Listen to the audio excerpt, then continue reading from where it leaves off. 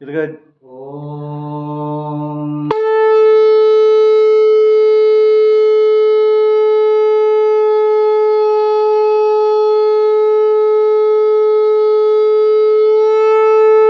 कारं भुजगशयनं पद्मनाभं सुरेशं विश्वाधारं गगनसदृशं मेघवर्णं शुभांगं लक्ष्मीकान्तं कमलनयनं योगिभिर्ध्यानगम्यं वन्दे विष्णुं भवभयहरं सर्वलोकैकनाथम्। ओंकार स्वरूप ब्रह्म परमात्मे नमः। श्री सद्गुरुभ्यो नमः। जय ब्रह्मदेव, जय ब्रह्मदेव, जय जय ब्रह्मदेव। ब्रह्मर्षि ब्रह्म ज्योति ज्योतिष यूट्यूब चैनल में मैं आप सभी दर्शकों का हार्दिक अभिनंदन एवं स्वागत करता हूं। प्रिय दर्शकों, मैं फिर से उपस्थित हुआ हूं एक नया वीडियो लेकर के मकर राशि वालों के अप्रैल के महीने में उनके राशिफल को लेकर के। अप्रैल का महीना मकर राशि वालों का कैसा व्यतीत होने वाला है और कहां कहां पर मकर राशि वालों को सफलता मिलने वाली है और कहां कहां पर सावधानी रखने की आवश्यकता है। दर्शकों, जैसा कि बहुत से लोग इस बात को लेकर के थोड़ा दुविधा में रहते हैं कि वह राशिफल अपना किस आधार पर देखें। डेट ऑफ बर्थ के हिसाब से देखें अथवा जो उनका पुकारने का नाम है उसके आधार पर देखें अथवा जो जन्मकालिक नक्षत्र के आधार पर जो राशि बनती है उसके आधार पर देखें। दर्शकों, यहाँ पर मैं पूर्ण रूप से इस बात को स्पष्ट करना चाहूँगा कि जन्मकालिक जो राशि है उसी के आधार पर हम इस राशिफल का निर्माण करते हैं। दूसरी तरफ जो आपके डेली रूटीन में पुकारने का नाम है उस पुकारने के नाम के आधार पर भी यदि आपकी यही राशि बनती है तो आप अपना राशिफल देख सकते हैं। जैसे कि यहाँ पर मकर राशि वालों के लिए वीडियो बना करके भेज रहा हूँ, तो मकर राशि वालों को अपना इस राशिफल यदि आपके जन्मकालिक जो नक्षत्र हैं ये मकर राशि के अंतर्गत आते हैं तो आपको अपनी मकर राशि देखनी चाहिए और आपका पुकारने का नाम भी मकर राशि के अंतर्गत आता है तो आपको अपनी मकर राशि ही देखना चाहिए। तो दर्शकों, यहाँ पर इससे पहले कि मैं आपको आपके राशिफल से अवगत कराऊं उससे पहले मैं आपको बताना चाहूँगा कि आकाशीय सौरभ मंडल में ग्रहों की गोचरीय स्थिति अप्रैल के महीने में आपके अपने राशि से किस तरह का कॉम्बिनेशन बनाते हुए और ये अप्रैल के महीने में इस कॉम्बिनेशन के आधार पर क्या कुछ आपके साथ होने वाला है, तो यह आप अच्छी तरह से शुरू से लेकर अंत तक हमारी वीडियो को देखें तभी इसका फायदा भी है। यदि अभी तक आपने हमारे ब्रह्म ज्योति ज्योतिष यूट्यूब चैनल को सब्सक्राइब न किया हो तो आप इसे सब्सक्राइब करें, लाइक करें और शेयर करें। दर्शकों, आकाशीय सौरभ मंडल में भगवान सूर्य देवता को प्रणाम करते हुए और आपके राशि के यानी कि आपकी राशि है मकर राशि, मकर राशि के जो स्वामी हैं वो शनि देवता, शनि देवता को भी नमन करते हुए आपके इस राशिफल के संदर्भ में जो वीडियो बना करके भेज रहा हूँ इसको मैं आगे इसकी गति इस तरह से दे रहा हूँ तो भगवान सूर्य देवता के प्रकाश से ही आकाशीय सौरभ मंडल में जितने भी ग्रह नक्षत्र तारा आदि हैं ये सब इन्हीं के प्रकाश से प्रकाशित होते हैं। यहाँ तक कि हमारा समस्त भूमंडल भी भगवान सूर्य देवता के प्रकाश से ही प्रकाशित रहता है। भूभाग के जिस स्थान पर भगवान सूर्य देवता की किरणें पड़ती हैं, सूर्योदय से लेकर के सूर्यास्त तक के समय को, जिसे हम दिनमान कहते हैं, दिनमान के उस समया अवधि में भगवान सूर्य देवता का प्रकाश उस स्थान पर, भूभाग के जिस स्थान पर पड़ता है, वह स्थान प्रकाशित रहता है। और जिस स्थान पर भगवान सूर्य देवता का प्रकाश नहीं पड़ता है, उस स्थान पर आकाशीय सौरमंडल में जितने ग्रह नक्षत्र हैं, उन ग्रह नक्षत्रों का प्रकाश पड़ता है, जिसके कारण वह स्थान सूर्य देवता की किरणों से जहाँ पर प्रकाशित नहीं होता है, वहाँ पर जैसे कि आप देखते हैं रात्रि के समय में मुख्य रूप से चंद्र देवता के प्रकाश से, चंद्रमा की जो रोशनी है, उस रोशनी से वह भूभाग एकदम शीतलता लिए हुए और मन को अति आनंदित करने वाला होता है। इसी प्रकार आकाश गंगा में जितने भी ग्रह नक्षत्र हैं, यत यत पिंडे तत् तत् ब्रह्मांडे कहा है। शास्त्रों में ये बात बताई गई है कि जितने पिंड हैं उतने ही ब्रह्मांड भी हैं। ये सारे जितने पिंड ब्रह्मांड आदि हैं, और ये सब इस ब्रह्म स्वरूप सूर्य देवता के प्रकाश से ही प्रकाशित होते हैं। दर्शकों, इस समय में भगवान सूर्य देवता मीन राशि पर संचरण कर रहे हैं। आप इस ब्लैक बोर्ड में यदि आप देखेंगे तो मैंने 12 खाने, 12 कोष्ठकों वाला जो ये चक्र यहाँ पर बनाया हुआ है, इसी चक्र को जन्मांग चक्र भी कहते हैं और राशि चक्र भी कहते हैं। जन्मांग चक्र और राशि चक्र की जो स्थिति है, ये थोड़ा सा आपस में बदलती रहती है, क्योंकि राशि चक्र आपकी जो जन्मकालिक राशि है, उसके आधार पर हम यहाँ पर इस राशि चक्र का निर्माण करते हैं। जैसे कि आप देख रहे हैं, आपकी मकर राशि है। मकर राशि को हमने यहाँ पर सर्वप्रथम जो भाव है, पहला भाव, यहाँ पर मकर राशि को स्थापित किया है। मकर राशि यहाँ पर स्थापित है। वैसे जोडियाक की जो पहली साइन है, जो पहली राशि है, वो यहाँ पर मेष राशि विद्यमान रहती है। मेष राशि से ही राशियों की गणना की जाती है। मेष राशि से लेकर के मीन राशि तक 12 राशियों का 27 नक्षत्रों के संयोग से निर्माण होता है। तो दर्शकों, यह कदापि न भूलें कि यहाँ पर जो भी राशि पहले घर पर लिखी जाती है, उसी का नाम लग्न भी है। यदि आपकी जन्म पत्रिका में मकर राशि पहले भाव पर लिखी हुई है, तो आपकी जो लग्न की राशि है वह भी मकर ही है और आपकी जन्मकालिक राशि भी मकर ही है। तो आपकी राशि के स्वामी देवता शनि देवता है।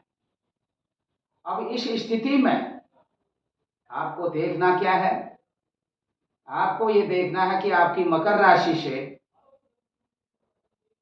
जो आकाशीय सौरमंडल में गोचरी स्थिति है ग्रहों की, कौन सा ग्रह आपकी राशि से किस भाव पर अधिष्ठित है, यानी कि संचरण कर रहा है। जैसे हमने कहा, भगवान सूर्य देवता मकर राशि पर संचरण कर रहे हैं। मकर राशि का यहाँ से आप गिनती करेंगे मकर, कुंभ, मीन, यानी कि आपकी राशि से तीसरे स्थान पर सूर्य देवता इस समय संचरण कर रहे हैं। अब ये जरूरी नहीं है कि ये मकर राशि आपकी यहीं पर हो। आपकी ये मकर राशि अर्थात 10 नंबर का अंक लग्न को छोड़ करके अन्यत्र अन्य भाव पर कहीं पर भी हो, तो आपको यह क्रम जो है इसी मकर राशि से ही बैठाना है। यहाँ पर आप सरलतम ढंग से समझ सकें, उसी के लिए मैंने ये खाका तैयार किया हुआ है। और क्योंकि यदि आपकी लग्न भिन्न है और राशि आपकी मकर है, तो ऐसी स्थिति में आपकी मकर राशि द्वितीय भाव से लेकर 12वें भाव तक किसी भी स्थान पर लग्न के आधार पर हो सकती है। तो अब यहाँ पर आपकी लग्न यदि मकर लग्न है और राशि भी मकर है, तो आपके इस लग्न और राशि के 10 नंबर के अंक से मकर राशि से सूर्य देवता तीसरे स्थान पर विचरण कर रहे हैं। मकर राशि से तीसरे स्थान पर, यानी कि मीन राशि पर।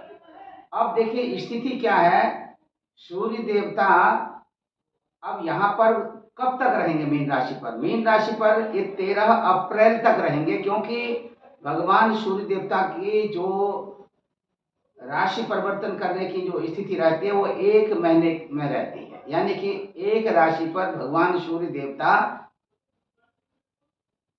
1 महीने, यानी कि भगवान सूर्य देवता एक राशि पर 1 महीने रहते हैं। अर्थात इनका चलने का जो क्रम है वो प्रतिदिन एक अंश चलते हैं। एक अंश की जो इनकी गति है, एक अंश रोज यदि चलते हैं तो 30 दिन में ये 30 अंश चलेंगे। यदा कदा अंशों के मान में न्यूनाधिक होने से एक दिन का कहीं थोड़ा बहुत अंतर देखा जा सकता है। अन्यथा सूर्य देवता की जो अपनी निश्चित गति है वह 60 कला, यानी कि एक अंश प्रतिदिन चलने की गति है। तो यहाँ पर भगवान सूर्य देवता 13 अप्रैल तक मीन राशि पर रहेंगे और 14 अप्रैल के दिन ये मीन राशि से मेष राशि पर चले जाएंगे।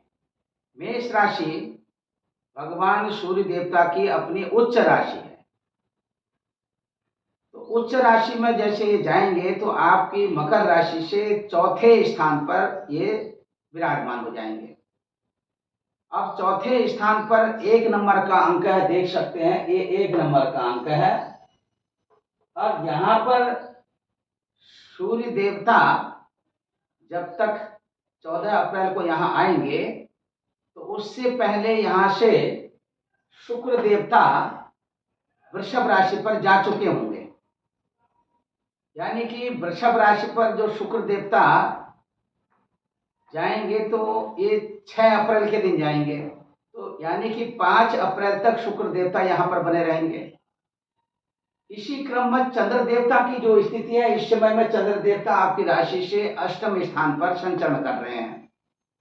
आपकी राशि मकर राशि से 8वें स्थान पर चंद्र देवता की स्थिति है 2.25 दिन के लिए, क्योंकि चंद्र देवता की जो एक निश्चित गति है वो एक राशि पर 2.25 दिन ही रहते हैं। और सबसे अधिक गति है चंद्र देवता की। चंद्रमा की गति जो है वो सबसे अधिक है अन्य ग्रहों की अपेक्षा। तो दर्शकों, इस स्थिति में होम देवता की जो स्थिति है ये मिथुन राशि पर, आपकी राशि से 6वें स्थान पर, यानी 6 हाउस पर, 6वें भाव पर, मिथुन राशि पर होम देवता इस समय में संचरण कर रहे हैं। अब यहाँ पर आप ये भी देख लीजिए कि बुध देवता की स्थिति क्या है। इसी क्रम में बुध देवता मेष राशि में आपकी राशि से 4थे स्थान पर संचरण कर रहे हैं। बुध देवता की स्थिति है। अब जैसे सूर्य देवता 14 अप्रैल को यहाँ आएंगे तो सूर्य और बुध देवता का, और पहले से ही राहु देवता भी मेष राशि पर ही संचरण कर रहे हैं, तो इन 3 ग्रहों का त्रिग्रही योग जो है ये बनेगा। क्योंकि जब एक ग्रह के साथ दूसरा ग्रह भी जुड़ जाता है तो इसी को योग कहते हैं। तो 2 ग्रह जुड़ेंगे तो द्विग्रही योग बनेगा, 3 ग्रह अगर साथ में रहते हैं तो त्रिग्रही योग बनेगा, यदि 4 ग्रह साथ में रहते हैं तो चतुर्ग्रही योग हो जाता है। तो यहाँ पर ये त्रिग्रही योग बनेगा। और दूसरी तरफ सूर्य बुध का अकेले यदि यह स्थिति हम यहाँ पर जोड़ते हैं तो सूर्य बुध का बुधादित्य योग भी यहाँ पर चौथे स्थान पर यहाँ पर बनता हुआ दिखाई दे रहा है। बुधादित्य योग जो है ये सबसे अति उत्तम योग माना जाता है। वैसे तो बहुत से योग हैं जिनको हम राजयोग भी कहते हैं, और कुछ ऐसे बहुत सारे योग हैं जिनको हम दैन्य योग कहते हैं, दुर्योग कहते हैं। तो ये एक अलग चैप्टर है, किनको सुयोग कहते हैं और किनको कुयोग कहते हैं, कब किस स्थिति में सुयोग बनता है और किस स्थिति में कुयोग बनता है, ये हम अगली तमाम तरह की वीडियो हमारी आती रहती हैं, उन पर आप थोड़ा सा नजर मारेंगे, देखेंगे तो आपके समझ में आएगा। तो यहाँ पर गुरु देवता जो है मीन राशि पर संचरण कर रहे हैं। देखिए मीन राशि सूर्य देवता के साथ गुरु देवता और सूर्य देवता का ये संयोग ये 13 दिनों तक के लिए बनेगा, जब तक सूर्य देवता यहाँ मीन राशि पर रहेंगे। शुक्र देवता की स्थिति को मैंने दर्शाया। शनि देवता कुंभ राशि पर है, कुंभ राशि आपकी राशि से द्वितीय स्थान पर, और राहु देवता मैंने बताया अभी मेष राशि पर चल रहे हैं, और केतु देवता आपके तुला राशि पर चल रहे हैं। तो ये सारा कॉम्बिनेशन आप देख सकते हैं ग्रहों का जो विन्यास करते हुए, सारे ग्रह जो हैं ये यहाँ पर एक काल्पनिक पुरुष को यदि खड़ा कर दिया जाए, उसका मुंह जो है पूरब की तरफ हो, तो ये सारे ग्रहों की जो स्थिति है उसके दाहिने भाग पर पड़ती है।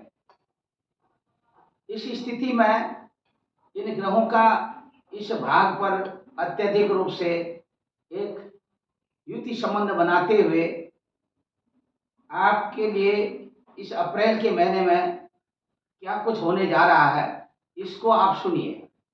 यहाँ पर क्या है, शनि देवता आपकी राशि के स्वामी हैं, द्वितीय भाव में यानी कि कुंभ राशि पर, द्वितीय भाव में कुंभ राशि जो विराजमान है, कुंभ राशि पर अपने स्वक्षेत्रीय प्रभाव में है। कुंभ राशि क्योंकि शनि देवता की अपनी राशि है, और ये शनि देवता की मूल त्रिकोण राशि भी है। मूल त्रिकोण के विषय में मैंने वीडियो बना करके पहले अपने इसी चैनल के माध्यम से आप सबको भेजा है। आप देख सकते हैं कि किस ग्रह का कितने अंश तक किस राशि में मूल त्रिकोण रहता है। तो मूल त्रिकोण में ग्रह यदि है तो वो बहुत अच्छा समझा जाता है। तो यहाँ पर अभी आप देख सकते हैं शनि देवता की स्थिति है। दूसरी तरफ सौरभ मंडल में सूर्य देवता जो ग्रहों के प्रधान माने जाते हैं उनकी स्थिति है मीन राशि पर। अब यहाँ पर सूर्य देवता और शनि देवता का एक दूसरे से द्वादश संबंध बना हुआ, यानी कि शनि देवता से सूर्य देवता द्वितीय स्थान पर है और सूर्य देवता से शनि देवता उनके बिल्कुल बैक में है, पीछे चल रहे हैं। तो सूर्य देवता और शनि देवता का ये द्वादश संबंध जो है ये थोड़ा अभी 13 अप्रैल तक के लिए आपके अपने स्वयं के व्यक्तित्व के लिए बहुत अच्छा नहीं है। सावधानी पूर्वक कोई कार्य करें या कोई नए काम की शुरुआत करें, बहुत ही जांच पड़ताल करके ही और बहुत सोच विचार करके ही करें। उतावलेपन में किसी भी प्रकार का निर्णय लेना या किसी भी तरह का कोई बहुत बड़ा भारी इन्वेस्टमेंट करना, ये कहीं कहीं 13 अप्रैल से पहले आपको एक बहुत बड़ा नुकसान करा सकता है। दूसरी तरफ एक सामान्य बात हम आपको बताएंगे कि यहाँ पर जो ग्रह की स्थिति बन रही है उसी के अनुसार यदि सूर्य देवता यहाँ पर जब आ जाएंगे 14 अप्रैल के बाद, 14 अप्रैल के बाद की जो स्थिति, क्योंकि 14 अप्रैल को तो आएंगे ही, अब 14 अप्रैल के बाद की जो स्थिति बनेगी ये आपके राजनीतिक करियर के लिए बहुत अच्छी एक शुरुआत होने वाली है। यदि पहले से ही आप राजनीतिक क्षेत्र से जुड़े हुए हैं तो आपका जो राजनीतिक कद है ये बढ़ता हुआ दिखाई दे रहा है। भविष्य में मकर राशि वालों को एक बहुत बड़ा चांस मिलने वाला है राजनीतिक क्षेत्र में। एक बहुत बड़े पद पर अधिष्ठित होने वाले हैं आप। इसीलिए थोड़ा सा आप सोच विचार करके ही आप कदम उठाएं और सामाजिक मंचों को साझा करने में भी आप अपनी अहम भूमिका निभाने वाले हैं।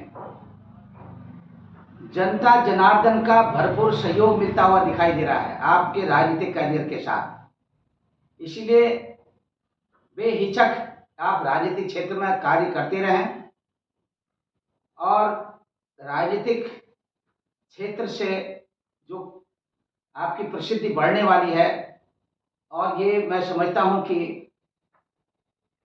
आज तक के आपके राजनीतिक करियर में इतनी प्रसिद्धि नहीं बढ़ी होगी।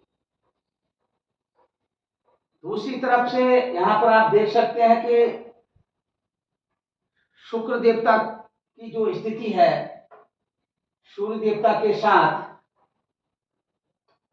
सूर्य देवता और शुक्र देवता ये अधिशत्रु है, इनकी आपस में कभी बनी नहीं।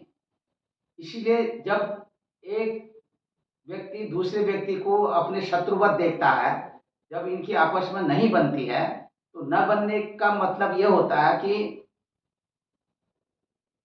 जो एक दूसरे को ये परस्पर दोनों एक दूसरे को शत्रु मानते हैं तो अधिशत्रु हो जाते हैं।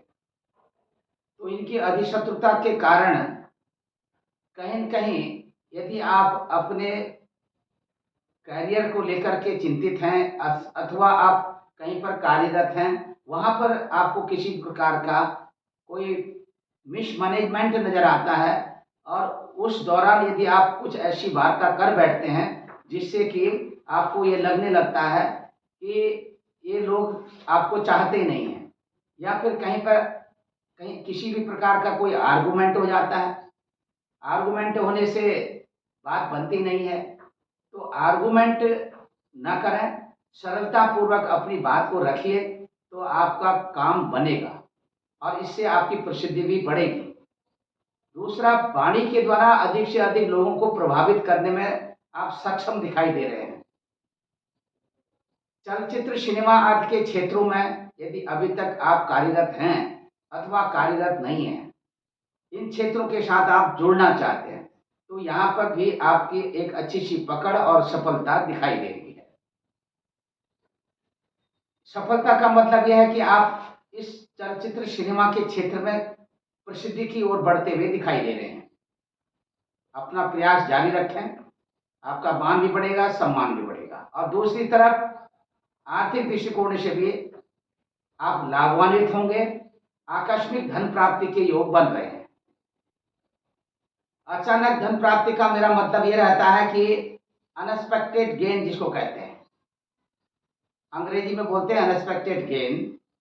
बिना कुछ आपकी प्लानिंग के ही आपको धन मिल जाता है, उसको कहते हैं अनएक्सपेक्टेड गेन, जिसके बारे में कि आपने कुछ सोचा भी नहीं था कि मुझे ये मिलने वाला है और आपको मिल जाता है। इस तरह के लक्षण दिखाई दे रहे हैं। तो दर्शकों, यहाँ पर जो स्थिति ग्रहों की चतुर्ग्रही योग की स्थिति न कह करके आप यहाँ पर त्रिग्रही योग ही बोलेंगे, और ये त्रिग्रही योग की स्थिति के साथ में आपको देखना यह है कि अपनी माता श्री का आशीर्वाद आपको मिलने वाला है।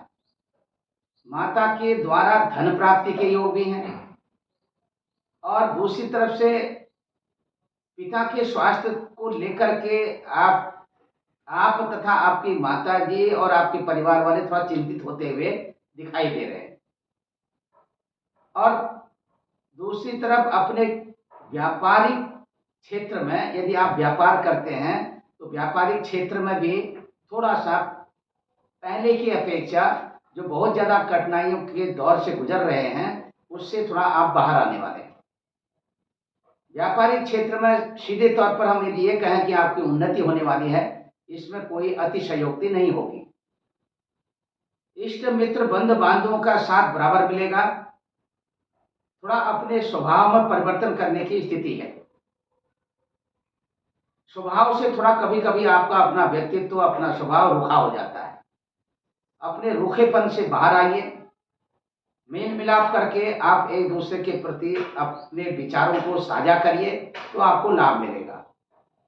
घर भूमि के संदर्भ में यदि आप अपनी कुछ सकारात्मक विचारधारा व्यक्त करते हैं, कुछ खरीदना चाह रहे हैं, घर भूमि भवन वाहन का ये क्षेत्र है चौथा स्थान, तो इन इन जगहों में यदि आप इन क्षेत्रों में आप इन्वेस्टमेंट करना चाहते हैं तो अभी आपको इन्वेस्टमेंट से बचना होगा। थोड़ा सा इंतजार करिए और 14 अप्रैल के बाद अथवा मई के महीने में आप इस दृष्टिकोण से सोच सकते हैं। बहुत जल्दी हो तो आप इन क्षेत्रों से संबंधित जो जानकार लोग होते हैं उनकी भी सलाह अवश्य ले लें। बिना सोचे समझे आप कोई इन्वेस्टमेंट ना करें, अच्छा रहेगा, आपके हित में रहेगा। अब बात करते हैं आपके संतान पक्ष की। यहाँ पर देख सकते हैं ये पंचम स्थान जो है ये संतान का घर है। यहाँ पर वृषभ राशि में आप देखेंगे 6 अप्रैल के दिन शुक्र देवता विराजेंगे। इससे पहले केवल 5 दिनों के लिए मेष राशि पर शुक्र देवता रहेंगे और उस समय में जब 5 दिनों के लिए रहेंगे तो 5 दिनों के लिए शुक्र देवता, बुध देवता, राहु देवता का त्रिग्रही योग बनेगा। जब शुक्र देवता यहाँ आ जाएंगे वृषभ राशि पर, उधर से 14 अप्रैल से सूर्य देवता, बुध देवता, राहु देवता का त्रिग्रही योग बनेगा। ये त्रिग्रही योग कहीं न कहीं आपको असमंजसता यानी कि द्विधात्मक जैसी स्थिति उत्पन्न करने वाला है। संतान पक्ष को लेकर के यदि अभी तक कोई संतान नहीं हुई है, थोड़ा सा आपको अभी और इंतजार करना पड़ सकता है। आपके पास संतान है तो संतान पक्ष को लेकर के, संतान के स्वास्थ्य को लेकर के थोड़ा सा आप चिंतित होते हुए दिखाई दे रहे हैं। बहुत ज्यादा कठिनाई की ओर तो नहीं जाएंगे, लेकिन फिर भी लापरवाही न करें। यदि कोई इस तरह की स्थिति बनती है तो सावधानी रखें। अब बात करते हैं आपके प्रेम संबंधों की। प्रेम संबंधों को लेकर के भी यहाँ पर मैं आपको आपकी स्थिति को स्पष्टतया यहाँ पर बहुत सारी जो स्थितियां हैं प्रेम संबंधों को लेकर के स्पष्ट करना चाहूंगा, क्योंकि यदि पहले से प्रेम संबंध चल रहे हैं तो आपके प्रेम संबंध और अधिक बढ़ने वाले हैं। यदि आपके प्रेम संबंध अभी तक कहीं आपको नहीं लगता है कि प्रेम संबंध बने हुए हैं, तो आपके प्रेम संबंध अभी फिर से कुछ नए सिरे से बनने वाले हैं। प्रेम संबंधों में प्रगाढ़ता आने के योग बन रहे हैं।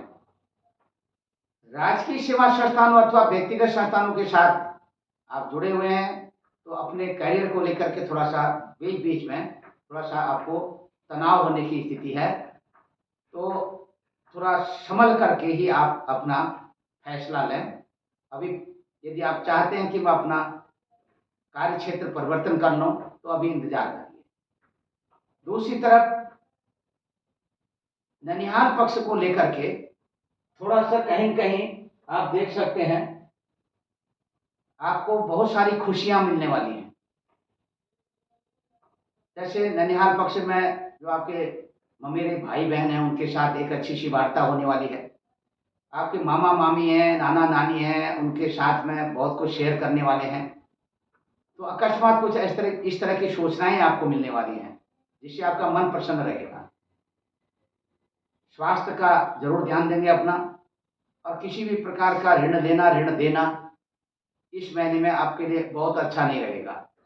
सोच विचार करके ही आप ऐसा कार्य करें तो आप बहुत अच्छे रहेंगे, नहीं तो कहीं कहीं आपकी जो आर्थिक स्थिति है वो बिगड़ सकती है। अब बात करते हैं आपके पति एवं पत्नी के आपसी संबंधों को लेकर के। चंद्र देवता की स्थिति प्रथम 2.25 दिन के लिए आपकी राशि से अष्टम स्थान पर है, तो दोनों के आपसी विचारधाराओं में कहीं कहीं आर्गुमेंट होने जैसी स्थिति बनती हुई दिखाई दे रही है। सावधानी रखें।